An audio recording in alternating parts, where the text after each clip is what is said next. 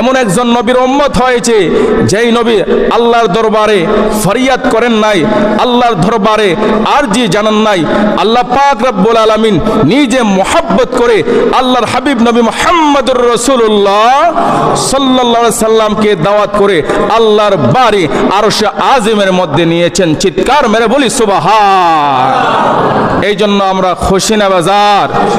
জবান খুলে বলেন খুশি না বাজার? আপনি আমার নবী सबसे औला आला हमारा नबी, सबसे बाला आला हमारा नबी, अपने मौला का प्यारा हमारा नबी, दोनों आलम का दुल्हा हमारा नबी, अर्श आजम का पहुंचा हमारा नबी। चित्कार मेरे बोली सुबहान, बोलें ना अल्लाहु আকবার। এই নবীজির মেরাজের মাস পবিত্র রজব মাস। আল্লাহ পাক রব্বুল আলামিন নবীকে আল্লাহর বাড়ি আরশ আজিমের মধ্যে নেবেন। জিবরাইল আলাইহিস সালাতু ওয়াস সালামকে বলেছেন, জিবরাইল যাও তুমি আমার বন্ধু মুস্তাফার কাছে যাও, আমি আল্লাহর দাওয়াত নিয়ে যাও। সুবহানাল্লাহ বলবেন না?